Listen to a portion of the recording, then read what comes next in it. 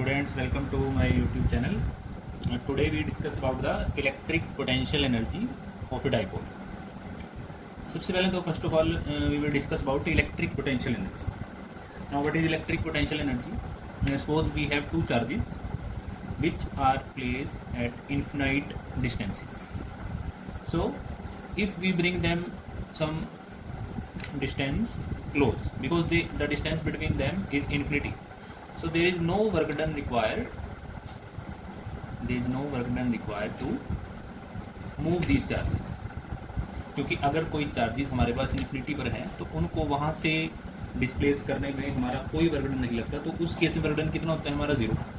But if these two charges are displaced but when they are brought closer to one another, मतलब अगर हम उनको एक दूसरे के क्लोज लेके आएंगे और डिस्टेंस इन्फिनाइट से कम होगी, तो हमारा जो वर्क डन है, क्योंकि हमारा वर्क डन लगेगा उसमें, और वही वर्क डन किस में कन्वर्ट हो जाएगा, हमारा electric potential energy. So what is electric potential energy?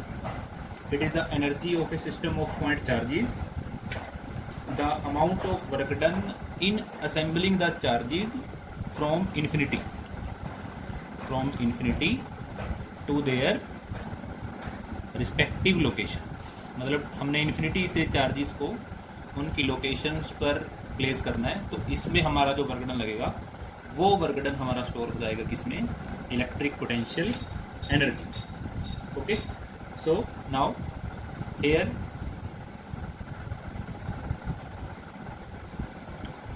We will discuss about the electric potential energy of 2 point charges. हमने 2 पॉइंट चार्जेस की निकालनी है पोटेंशियल एनर्जी. तो उसके लिए हम क्या कंसिडर करते हैं? Suppose we have a charge Q1 which is placed at point P1. Suppose a point charge Q1 is placed at point P1 in space. Now we have another charge Q2 which is placed at infinity. हमने दूसरे charge को कहाँ place करना है? Infinity पर. और हमने इस चार्ज को कहाँ लेकर आना है? उसकी लोकेशन पर, और उसकी लोकेशन हमने कहाँ कंसीडर करनी है? Point P2. सो हमने Q2 को इन्फिनिटी से कहाँ लेके आए? P2 पॉइंट पर. क्योंकि हमने देखा हम तभी उसकी इलेक्ट्रिक पोटेंशियल एनर्जी निकाल पाएंगे जब हम उसको इन्फिनिटी से उसकी लोकेशन पॉइंट P2 पर लेके आते हैं. और पॉइंट P2 कहाँ पर लाई करता है? In the electric field of charge Q1. So now first of all if we consider only charge Q1, अगर हम सिर्फ सिंगल चार्ज Q1 को कंसिडर करते हैं, और जब तक Q1 चार्ज के पास Q2 चार्ज नहीं है, तब तक इसकी जो इलेक्ट्रिक पोटेंशियल एनर्जी है वो कितनी होगी? ज़ीरो. बिकॉज सिंगल चार्ज के लिए कोई हमारी इलेक्ट्रिक पोटेंशियल एनर्जी की हमारे पास कोई वैल्यू नहीं होती. सो नाउ वर्क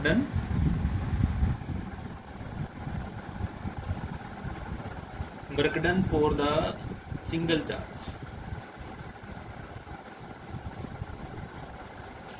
Q1, मतलब Q1 को प्लेस जब हमने किया था तो Q2 पहले नहीं था, तो सिंगल Q1 के लिए वर्क डन कितना बनेगा हमारा? Zero. W1 zero. Now electric potential, अब हम इस चार्ज का इलेक्ट्रिक पोटेंशियल निकालते हैं at point P2. Electric potential due to charge Q1. तो Q1 से हमारा इलेक्ट्रिक पोटेंशियल V1 आएगा, और V1 कितना होगा हमारा? 1/4πε0. इलेक्ट्रिक पोटेंशियल का फॉर्मूला क्या होता है? Q1, और दोनों में डिस्टेंस हम कितनी मान लेते हैं? Let distance is R12.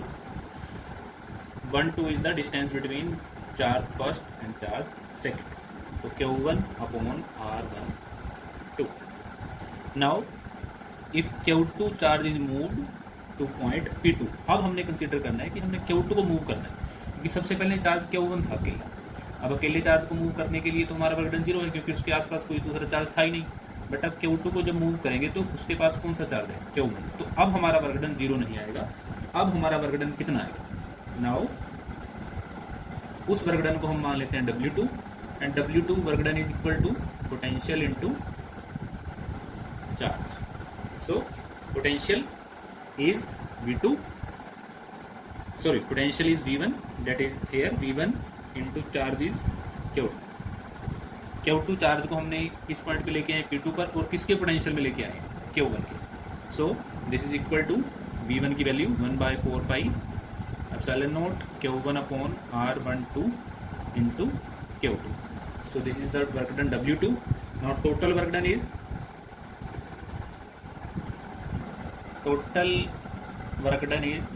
अब हमने total work done W1 plus W2. W1 हमारा कितना आया था 0 एंड W2 हमारा कितना आया 1/4 pi epsilon not into Q1 Q2 upon R12. So total work done is 1/4 pi epsilon naught Q1 Q2 upon R12. और यही वर्क डन हमारा किस में कन्वर्ट हो जाएगा electric potential energy which is denoted by U. So U is equal to 1/4 pi epsilon naught Q1 Q2 upon R12. So this is the final equation for the electric potential energy of 2 point charges. हमने 2 point charges की निकाली Q1 and Q2 की. Similarly हम calculate कर सकते हैं the electric potential energy of 3 point charges. अब 3 point charges के लिए हमें 3 चार्जेस कंसिडर करने पड़ेंगे. कौन कौन से? सबसे पहले वही कि अगर हमारे पास Q1 इस पॉइंट पे हमने लोकेट किया P1 पे, तो जब चार्ज Q1 था ओनली तो इसका वर्क डन कितना था 0, जो हमने पहले डिस्कस किया.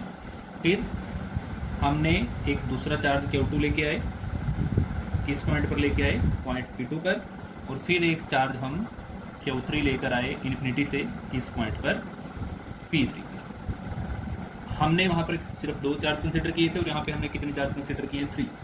So make a triangle like this and the distance is R12, distance between 1 and 2, R23 between 2 and 3 and R13 between 1 and 3. So Q1 Q2 हम कहाँ से लेके आए इन्फिनिटी से, और ये भी चार्ज हमने कहाँ से इन्फिनिटी से. तो हम इसमें 3 चार्जेस की इलेक्ट्रिक पोटेंशियल एनर्जी निकालेंगे. सबसे पहले तो W1, जैसा हमने पिछले टॉपिक में देखा W1 कितना आएगा 0. फिर जब हम चार्ज Q1 को लेकर आए थे तो उसके आसपास कोई दूसरा चार्ज नहीं था, तो उस केस में वर्क डन कितना होगा हमारा 0. अब चार्ज Q2 को हम लेके आए हैं पॉइंट P2 पर, तो सेम वर्क डन W2 जो हम निकाल चुके हैं लास्ट टॉपिक में कितना आएगा W2 is 1/4 pi epsilon naught Q1 Q2 upon R. अब हमने W3 निकाला. W3 is the work done in bringing the charge Q3 from infinity to point P3. So W3 is equal to potential at point P3 due to, अब P3 पे potential Q1 की भी होगी Q2 की भी होगी, तो दोनों को ऐड कर देंगे due to Q1 and Q2.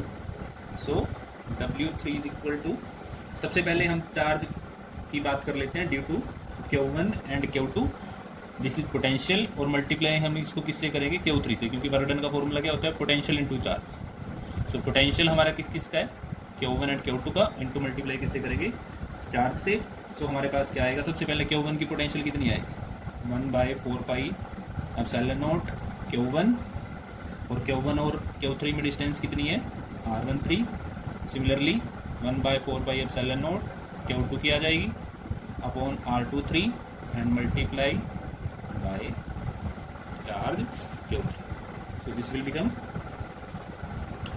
now 1/4 pi epsilon naught is common और ब्रैकेट में हमारे पास क्या बचेगा Q1 Q3 R13 plus Q2 Q3 upon R23. So this is the work done W3.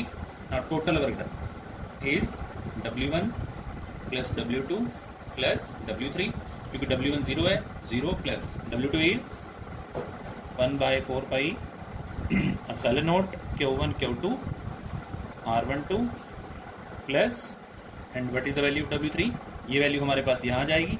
तो टोटल हमारे पास क्या आएगा जब हम इसको कॉमन लेंगे 1/4 pi epsilon naught Q1 Q2 upon R12 plus Q1 Q3 upon R13 plus Q2 Q3 upon R23. So this is the total work done, and total work done is converted into electric potential energy. So this is the final expression for the electric potential energy of 3-point charges. Now we will discuss, जैसे मैंने पहले सबसे पहले topic लिखा था electric potential energy of dipole. तो dipole से पहले हमने 2 पॉइंट चार्जेस की निकाली, फिर 3 पॉइंट चार्जेस की निकाली. अब हम डाइपोल पर आते हैं. डाइपोल की हम इलेक्ट्रिक पोटेंशियल एनर्जी कैसे निकालेंगे. इन ए यूनिफॉर्म इलेक्ट्रिक फील्ड, क्योंकि जब तक हम इसको इलेक्ट्रिक फील्ड में रखेंगे हम इसकी पोटेंशियल एनर्जी नहीं निकाल सकते। So consider a uniform electric field. Uniform electric field को हम कैसे रिप्रेजेंट कर सकते हैं? Parallel lines. ऐसे जब हम पैरेलल लाइंस क्या रिप्रेजेंट करती हैं? Uniform electric field. तो ये यूनिफॉर्म इलेक्ट्रिक फील्ड है क्योंकि electric field lines travel from positive to negative. Now we place a dipole. हमने यहाँ पे एक डाइपोल प्लेस करना है। Dipole is minus Q and plus Q. Again this electric field will exert force on plus q and also a force on minus q. The force on plus q is plus q into e and on minus q is minus q into e. Make a triangle from this dipole. This is angle theta, क्योंकि हमने dipole को किस angle पे रखा है? Theta. Dipole की length कितनी है? 2a। अब ये जो दो फोर्सेस हैं हमारे पास minus Q E and plus Q E, दोनों इक्वल एंड अपोजिट फोर्सेस हैं। तो इन दोनों फोर्सेस से क्या एक्ट करती है इस डाइपोल पे? टॉर्क। जैसा हमने पिछले टॉपिक में भी देखा था कि जिसमें हमने निकाली थी टॉर्क ऑन अ डाइपोल। तो अब हम इस डाइपोल को रोटेट करते हैं। अब टॉर्क, सपोज अगर टॉर्क हमें रोटेट करती है क्लॉकवाइज, अब हमने इसको रोटेट करना है एंटी क्लॉकवाइज, क्योंकि जब एंटी क्लॉकवाइज करेंगे तो किसके अगेंस्ट वर्क डन कर रहे हैं हम? टॉर्क के। सो वर्क डन किसकी इक्वल आएगी? Force into displacement. और हमने मान लिया कितनी डिस्प्लेसमेंट दी इसको? D theta. मतलब टॉर्क को रोटेट करने के लिए हमने कितनी डिस्प्लेसमेंट दी? D theta.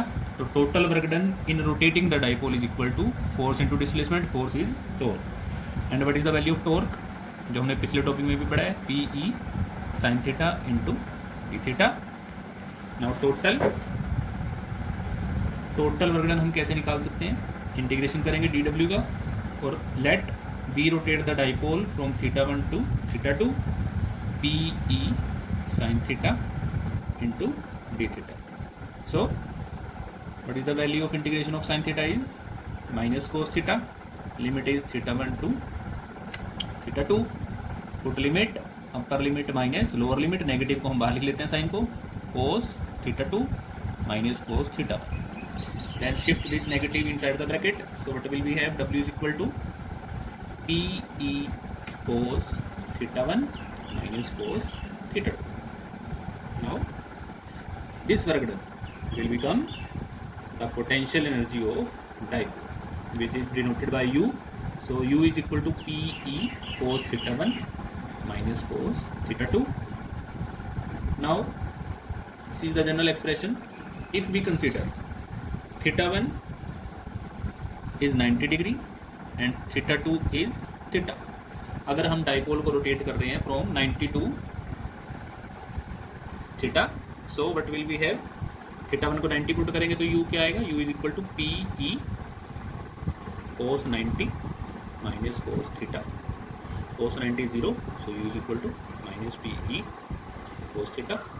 And vector form U is equal to p vector dot e vector. So in vector form we can also write the potential energy of dipole minus p vector dot e vector.